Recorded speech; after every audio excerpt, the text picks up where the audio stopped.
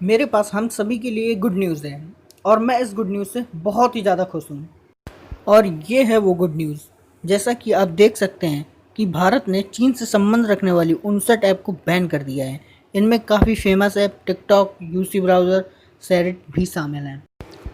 और भी कई फेमस ऐप हैं जैसे BT plus, UC browser, Xender, SHAREit, Club Factory, cleaner, WeChat, CamScanner. इन सभी के अलावा भी जो 59 ऐप बैन की गई हैं उनको आप इस लिस्ट में देख सकते हैं।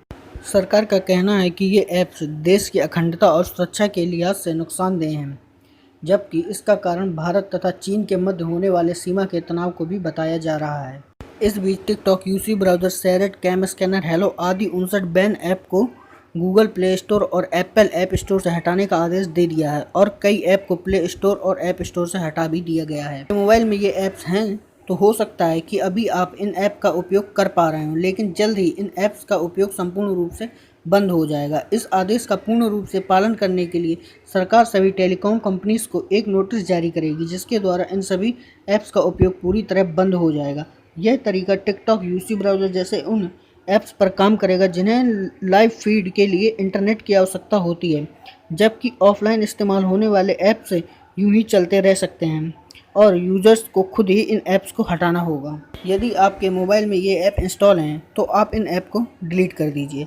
इन ऐप की लिस्ट आप सामने देख सकते हैं और इन ऐप का नेम आपको डिस्क्रिप्शन बॉक्स में भी मिल जाएगा, तो वहाँ से देखकर भी आप इन ऐप्स को अपने मोबाइल से डिलीट कर सकते हैं। जैसे कि इन ऐप्स को ऑफिशियल तौर पर बंद कर दिया गया है।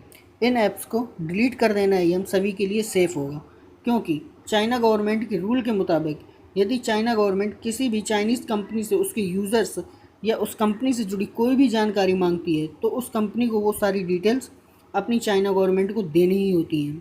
तो आप समझ सकते हैं कि ये सारे चाइनीज़ ऐप का प्रयोग करना हमारी पर्सनल डिटेल्स के लिए कितना हानिकारक हो सकता है।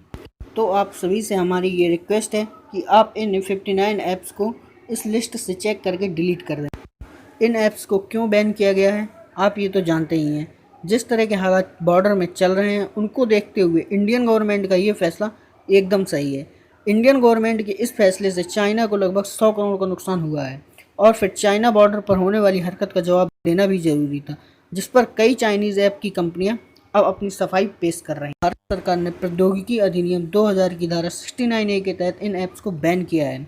इससे एक बात तो साफ हो जाती है कि सूचना प्रौद्योगिकी अधिनियम 2000 की धारा 69A देश में साइबर अपराध को रोकने के साथ साथ देश की महत्वपूर्ण जानकारी का विदेशी शक्तियों के द्वारा दुरुपयोग होने से रोकने में एक महत्वपूर्ण कार्य कर रहा है।